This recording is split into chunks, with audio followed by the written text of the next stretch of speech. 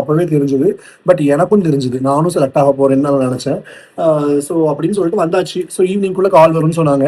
So அந்த டே ஃபுல்லா நான் லாட்ஜில வெயிட் பண்ணிட்டு இருந்தேன். லாட்ஜுக்கு எக்ஸ்ட்ரா பே பண்ணிட்டு நான் வெயிட் பண்ணிட்டு இருந்தேன். பட் நைட்டு போற எனக்கு தெரிஞ்சது. அவங்க என்ன சொன்னாங்கன்னா, நீங்க போனனா போய்க்கோங்க, வீட்டுக்கு போய்க்கோங்க. ஒரு 1 வாரமாவது ஆகும் அப்படிங்கிற மாரி சொல்லியிருந்தாங்க. Okay. I was like okay. அப்ப நான் ஊருக்கு போறேன்னு சொல்லிட்டு மறுநாள், அதாவது நான் ஃப்ரைடே கிளம்பி போனவேன்னா, சாட்டர்டே, சண்டே இருந்துட்டு மண்டேயும் என் ஃப்ரெண்டு வீட்ல தங்கிட்டு, மண்டே நைட் தான் கிளம்பி நான் ஊருக்கு டியூஸ்டே தான் வீட்டுக்கு வந்தேன். So I have spent around 3 days of my life for this opportunity. But no regrets. It is an experience. But அதுக்கப்புறம் ஒரு 27th ஆர் 28th ஆஃப் ஜூலைல வந்துட்டு எனக்கு ஒரு கால் வந்துச்சு. அகெயின் பிக் பாஸ் டீம்லேருந்து ஒரு கால் வருது. எப்படி இருக்கும்னு நினச்சி பாருங்க. செலக்ட் ஆக போகிறோம்னு நினச்சேன். பட் அதுக்கப்புறம் தான் எனக்கு தெரிஞ்சது I got rejected. So sad. எனக்கு வந்துட்டு என்ன சொல்கிறதுனே தெரில. அவ்வளோதான், ஊற்றிக்கிச்சு. எனக்கு வந்துட்டு எனக்கு அந்த இத்தனை லெவலில் செலக்ட் ஆனது சந்தோஷம் தான். டாப் 50ல இருக்கிற வரைக்கும் இருந்தது சந்தோஷம் தான். பட் நம்ம செலக்ட் ஆகலைன்னு நினைக்கும் போது எல்லாத்துக்கும் ஒரு ஹர்ட்டிங் இருக்கும்ல. அதுவும் ஒரு 3 டேஸ் வந்துட்டு பயங்கர ஒரு ட்ராமேட்டிக்காக இருந்தது.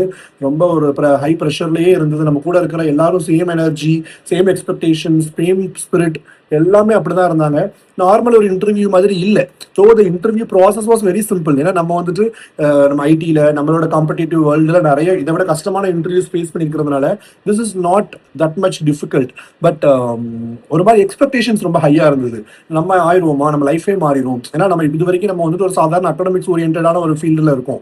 இதுக்கப்புறம் நம்ம வந்துட்டு ஒரு மீடியா வெளிச்சம் விழுந்துரும், பெரிய செலிபிரிட்டி ஆகிடலாம், நம்ம இன்ஸ்டா பேஜில் நிறைய ஃபாலோவர்ஸ் வருவாங்க. ஸோ இந்த மாதிரியான நிறைய எக்ஸ்பெக்டேஷன்ஸோட போயிருக்கும்போது that was but hurting.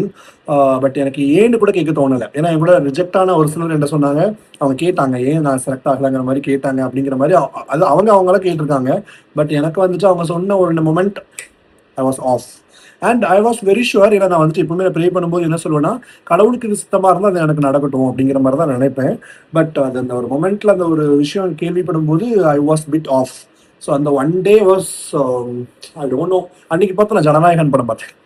So என்னால் ஜனநாயகன் ஹைப்பில் இருக்கவா அல்லது வந்துட்டு நம்ம பிக் பாஸ்ல செலக்ட் ஆகலைங்கிற ஒரு வருத்தத்தில் இருக்கவானே தெரியல. But I got rejected. But இப்போ பார்க்கும்போது நிறைய கண்டஸ்டன்ஸ் இருக்காங்க. இன்னைக்கு இந்த காமெண்ட்மெண்ட் ஷோ ப்ரோமோ பார்க்கும்போது எனக்கு பயங்கர வைத்தறிச்சலாக இருக்குது, கடுப்பாக இருக்குது, பொறாமையாக இருக்குது, வேற என்னது வாட் எவர் நெகட்டிவ் எனர்ஜிஸ் இருக்கோ அது எல்லாமே எனக்கு இருக்குது. Because Bigg Boss is something I'm a huge fan. I'm always even now இப்போ கூப்பிட்டா கூட நான் போயிடுவேன் பிக் பாஸ்க்கு. என்னோட வேலையெல்லாம் துருத்தி போட்டு பிக் பாஸ்க்கு போயிடுவேன். ஸோ அந்தளவுக்கு I am huge fan of Bigg Boss. So அந்த ஒரு ஆப்பர்ச்சுனிட்டி இப்படி கையில் வந்து இப்படி தழுவி விழுந்திருக்கு. எனக்கு அடுத்த ரவுண்டில் போனவங்க எல்லாருமே